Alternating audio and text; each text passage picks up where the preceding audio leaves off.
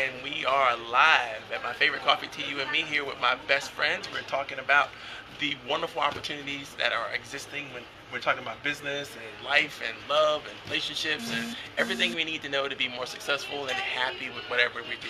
Today is special because I just finished an article. This article is called Profits versus Benefits. What should you really look for? And as you know, everyone is classically conditioned. If you're in business, if you're an entrepreneur, if you're doing whatever you're doing, you're not in the video.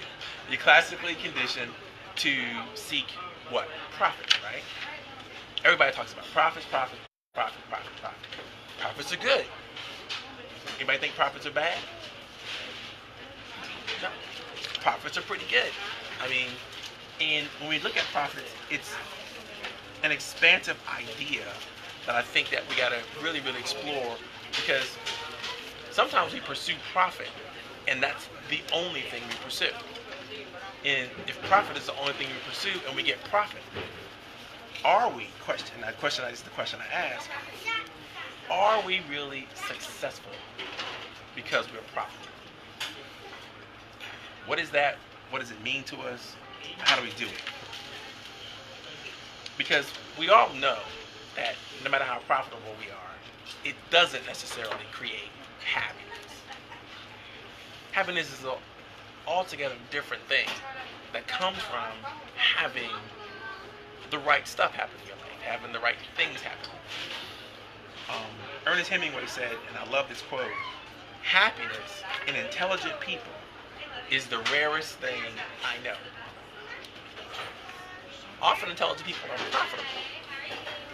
That doesn't mean that they're happy. And there's something to that, because I know a lot of people, if you look at Hollywood today, and if you look at some of the stars out there, you look at some of the people who are quote unquote successful but not happy. How many times have you seen them do tragic things to themselves and to their lives because they're not really happy, no matter how successful they are? I just saw a documentary on Netflix last night, as a matter of fact, and it was about the band Chicago. You know, coming through the era they came through and the times they came through. You know, you would think that every single one of them would be happy and successful and all that, but they lost their lead singer to drugs. Because we're chasing something, you know, that really you couldn't find from just profits alone. Just success alone wasn't there. So I thought what I wanted to do today was share this article that I just finished, as a matter of fact, right before I got in here today. So I haven't even published it anywhere. I just finished it. So I'm going to share some of the concepts of the article in our discussion today, and hopefully really think through about this idea of profits versus benefits. So obviously we always have to define terms in what we're talking about, right? So what is a profit? When you think of profit, what do you think about?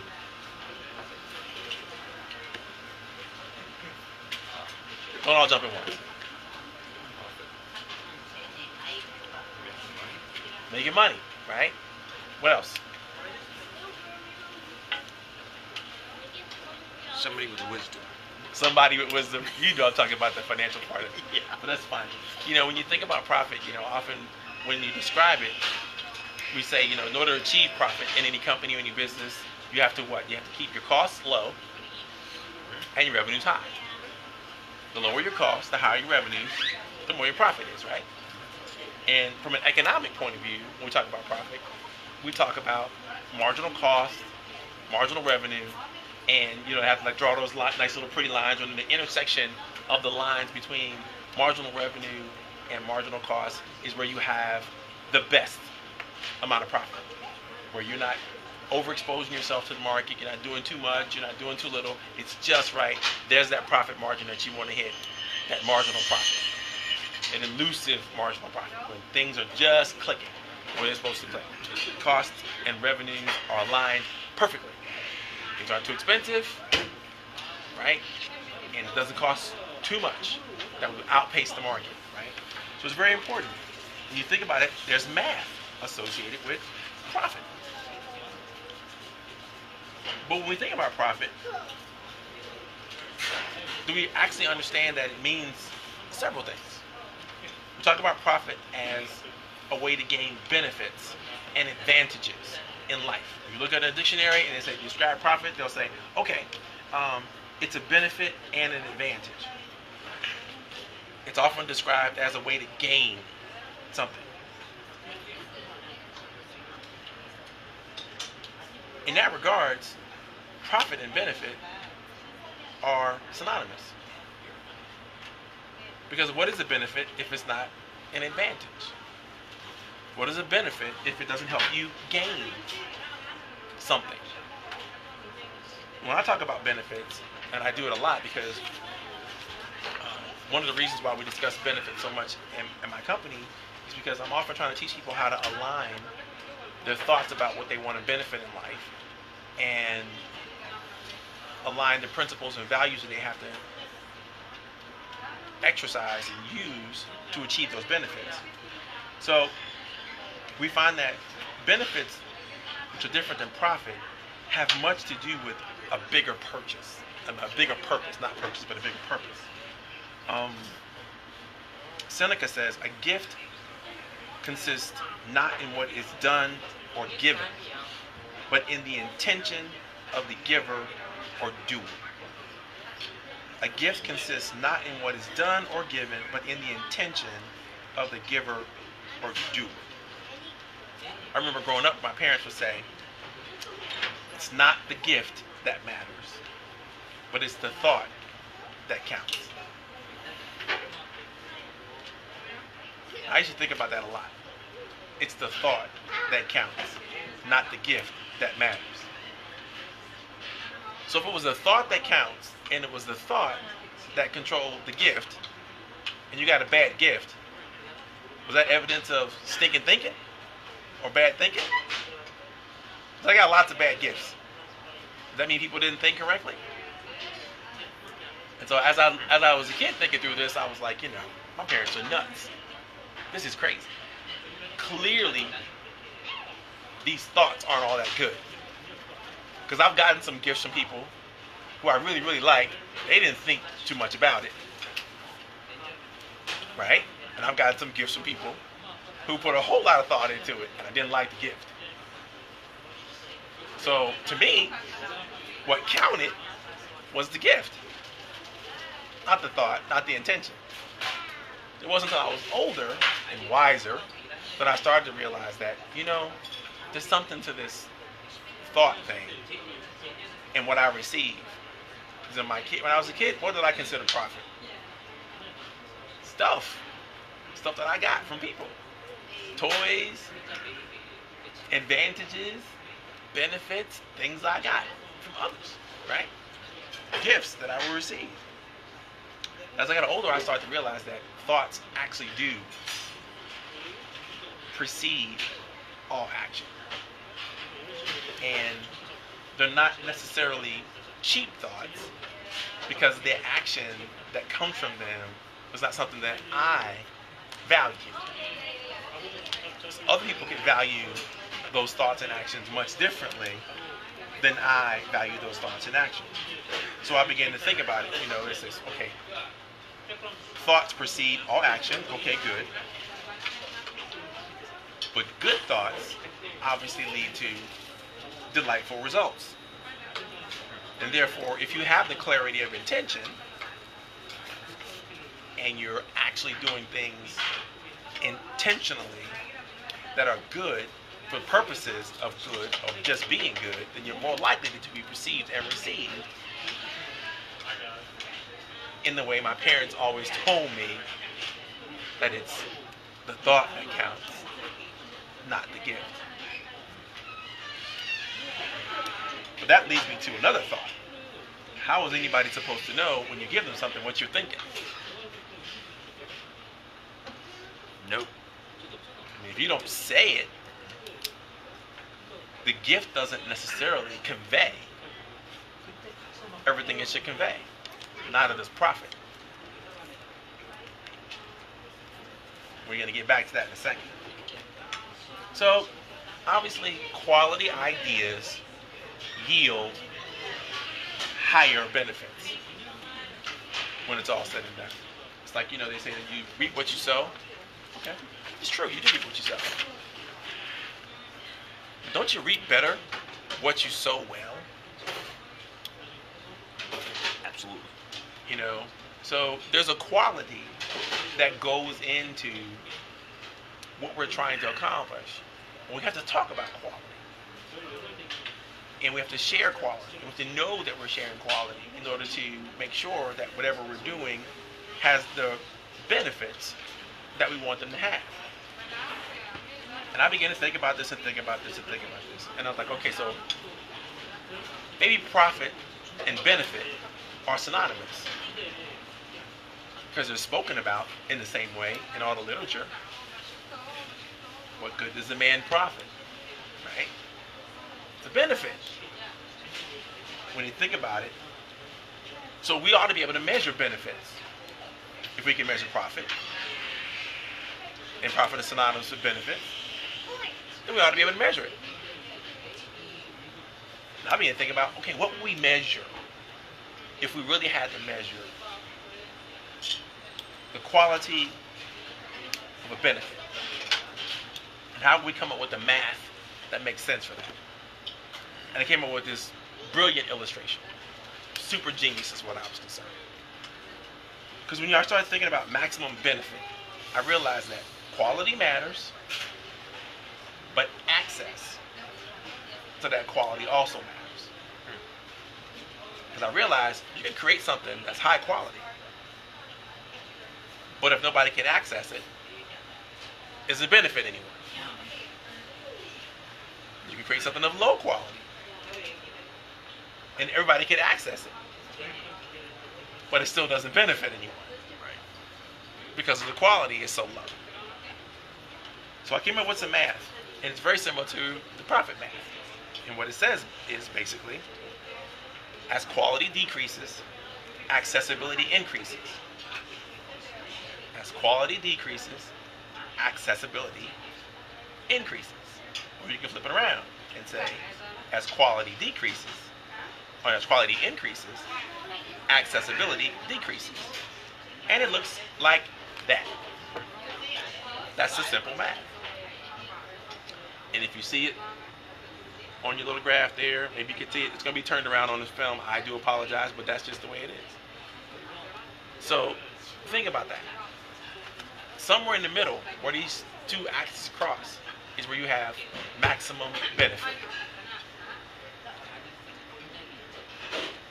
So here's my question.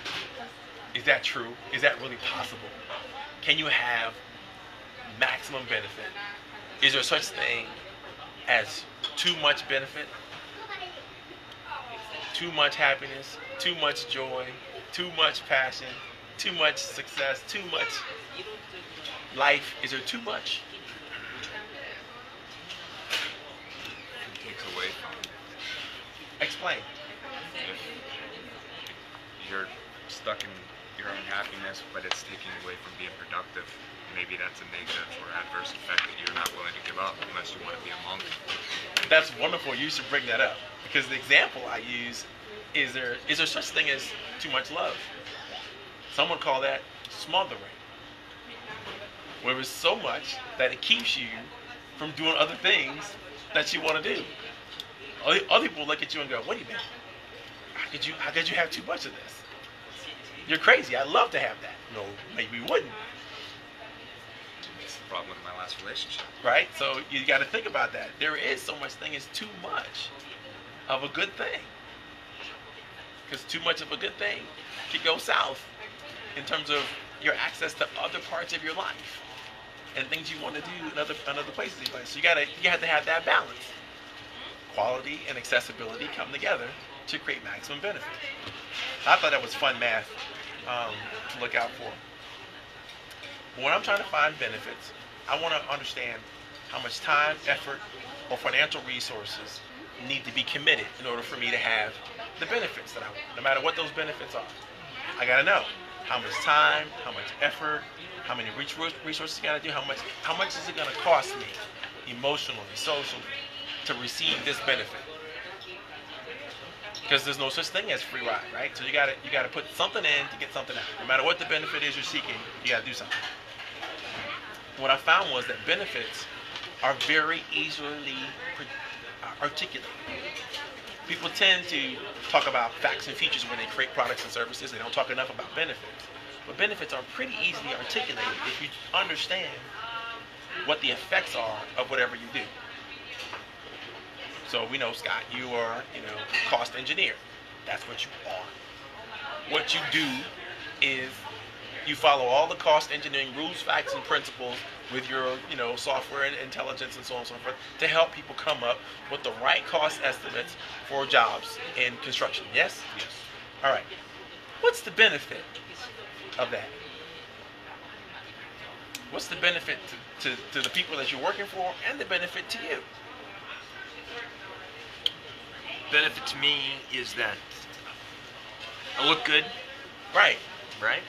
Right. I look like I know what I'm doing, and the benefit to my client is the project will go smoothly because Right. we'll have enough money to finish the project. Right. Don't you feel valued when people use your quality, your services, and Yes. not only do they pay you, but then they go out and do a good job, and things are. Don't you feel like you've contributed something meaningfully Absolutely. to our society? Don't you feel like individually you have almost single-handedly helped make this project happen, whatever the project is? I mean, that's got to be an ego trip, just knowing that you got this kind of power, to do. That's a benefit, right? That's the benefit that you receive for being allowed by someone else to do what you do at the price that you want, at the price that you set. Now imagine, if you had enough money to do everything you wanted to do, wouldn't you do it for free? Yeah, probably. Why? Satisfaction. Bingo. True benefits come from being able to do things from a satisfied heart. I love that quote from Maya Angelou. Give cheerfully, receive gratefully, and everyone is blessed. There's only a few things I'd be willing to give cheerfully. And that's my talent, my time, and my money. Assuming I have an excess or have enough to take care of my own basic needs. And if I have enough to take care of my own basic needs, I'm not going to give my money cheerfully. I may give it anyway, maybe out of obligation or fear of retribution or some other reason, but I'm not going to give it cheerfully, right? I got to have excess in order to give cheerfully, So I got to find places where I have excess. Whether it's my time, my talent, my treasure. If I got excess, I'm willing to give it. As long as, especially if I know that wherever I'm giving it to, I'm going to be receiving it a level of gratefulness for having done so. Without the gratefulness, this is drudgery. Giving is a hard thing to do. If people aren't going to at least be grateful, a part of being grateful is voting with your dollars. I give you something, you give me something. Like, oh, I gave you something, you give me money. That's a gift. That's grateful. I appreciate it. Yes, I'll give you some more gratefulness right back. Thank you for the money, or the time, or the validation, whatever it is. So the question began to articulate, what I began to think about is, how do we get to these benefits? How do we begin to articulate these benefits in a meaningful, powerful way? For me, it's easy.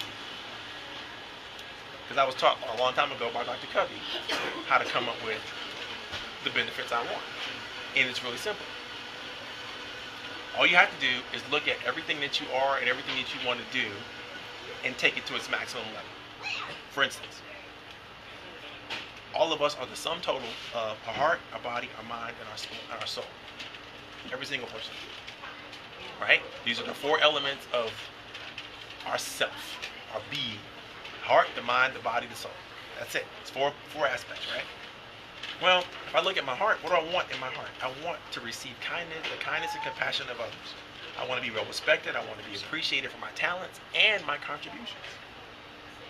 I want to be brave, and I want to earn lots of trust. That's what I want from my heart. Makes sense, right? What do you want from your heart? If you think about it, if you push it to the maximum level, ultimately everything's perfect. What do you want for your heart? That's what I want. In your heart, in my mind, I want to be clear and focused so that I can experience the sweetness of life. I want to accumulate wisdom and spread it amongst my family, my friends, and my community. I want to leave an intellectual legacy that says, I was here. And then I want to make a significant contribution to the flow of human history through my writings and my discourse. For this, I need my intellectual faculties to be sharp. I need to be able to hold down my own in discussions and appreciate the finer things in life. That's what I want to be in my mind. Not that hard to imagine. Not that difficult. In my body, I know that I have to maintain a standard of wellness. That's important to experience a good life. If not, I'm going to be miserable. I'm not going to be able to do the things I want to be able to do. In fact, I want to be able to run and jump and play all the way to the end.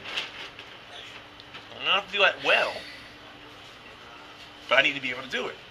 If I can't run and jump and play, Marvin's not a happy guy, right? I need to maintain an advantage of strength and flexibility so that I can perform physically and enjoy the meaningful connection with others. I don't want to be sidelined or marginalized because I haven't taken care of myself. That's crazy. So we got the body taken care of, now the soul. I believe that my connection to the eternal needs to be healthy and strong. I believe that God placed me here for a purpose that admittedly sometimes eludes me. But nevertheless, it is the relentless pursuit of that purpose that is ultimately fulfilling and challenging to my soul. I enjoy studying and conversing on spiritual matters as a way to exercise and grow stronger in my connection with the universe and all of its truths, known and unknown. Now, that's a simple thing. Exercise that anybody can do. Look at your heart, your mind, your body, your soul. Take it to the ultimate level. What do you want it to look like when it's all said and done? What do you want to be, do, or have as a result of maximizing the performance of these four categories of your life? Easy to do. Also, I want you to be the best at every role that I play in my life. Not the best compared to other people, but the best that I can be. Right? So every role that I play, as a father, as a host, as a husband, as a cousin, niece, nephew, whatever that is, I need to be great at that role. There's an inherent problem with me being great in the role that I play for others. What do you think the problem is? Takes your time away. Takes my time away. What else? How do I know I'm good at it? By others. What they say. Right. Other people have to come back to me and go, I love that. This is great for me. Here's why. And I need that. What is that when people tell you, give you that information? Affirmation. Affirmation and validation, all true. There's a word I'm looking for. What do you think? Feedback. Okay. Yeah. When people reflect back to you what they're experiencing in you, from you, because of you, that's feedback. That lets you know that you're on the right path or you're not. Is there a way for you to know without the feedback? It's hard to do. No, because if you do it without the feedback, you're assuming that you know. And one of the best things that any of you can do is look at your closest friends and ask them, give me some feedback. What did you think about this when I did this? What did you think about that when this happened for me? What did you think about my thinking regarding these ideas and that? You'd be amazed what happens when your friends give you true feedback. But you got to warn them. You got to tell them up front. There's no cost to this. I'm not going to judge you. If it's good feedback or bad feedback, I'm not going to judge it. I'm just going to it's all feedback to me. So I'm not going to characterize it. It will never come back to haunt you. I'll never be mad at you because you said blah, blah, blah, blah, blah. I just need the feedback. I'm constantly doing this in the house. Asking my daughter, is that okay? Did you like that? What did you like about that? What was special about that to you? Oh, did I say this right? Does that make sense to you? Oh, did I make a mistake here? How did that work out for you? I'm constantly asking her for feedback. She knows it's okay to give me feedback because all her life is all she does is give me feedback. Now think about that. You think I'm gonna know if she thinks I'm a great dad or not? Yeah. And who's the judge if I'm a great dad or not? For her. Her. So if I don't want to get the feedback, if I don't ask for the feedback, if I haven't put that in the universe, that is what I need from her. More than anything else, I need your feedback. Because I need to be a great dad. And I can't be a great dad unless I know what I'm doing good, bad, or indifferent from you. So I'm going to ask you lots of questions because I need the feedback. What if we did that for everybody we ever touched in our lives? Take a long time. Take a long time, but think about the quality. Because then we can make adjustments. Or find somebody else. Maybe that could perceive us the way we intend to be perceived. Get what I'm saying? So I think it's the magical stuff. But when it comes down to planning and thinking about what you want to do going forward, what's your vision for where you want to go? How do you come up with the quality of life you want to come? You got to look at these benefits you want. You're looking at them at all the roles that you're going to play. And then all of a sudden, when you got that codified and written down, you actually know what your vision is. Instead of, I'm guessing, because that's the stuff that's going to sustain you. That's the stuff that's going to motivate you. You know, things aren't going well with my kid. Things aren't going well with my job. I ask myself, okay, what's my vision for the role that I want to play here? Do I want to be the crazy hothead that jumps off the wheel whenever something doesn't go right, or do I want to be the calm, caring, compassionate fellow that I would appreciate and respect if I was in a reverse situation? And all of a sudden, I know what to do. I don't run away from problems or crises or anything like that. I know what to do because I've already imagined who I wanted to be in this role. It's already part of my vision. In fact, I probably wrote it down if I know me, right? I wrote it down already. There's step 1, step 3, step 5, and I've broken all the way down to now daily strategies and things that I can work through to magnify the best of that vision. So that's very important stuff when I write about this to help people understand that there's a connection between your vision and your activity. And you guys already know this, but next year we're going to have a series of workshops called the Vision Quest Workshops. We're starting with the first one in December. It's going to happen on December 11th. So if you want to go, both of you are already registered to go. But if anybody wants to go online, all you got to do is hit the Vision Quest. Do this. We'll do a hashtag Vision Quest planning, and I'll make sure you get the information for that. That's great. All right, guys. It's almost 4 o'clock. I'm done yammering on at you. I think we had a great time, great session. I hope you think we had a great time and a great session. For those of you who are able to check it, I see Alicia Jones is watching. Hey, Alicia. Looking forward to seeing you. Bye-bye.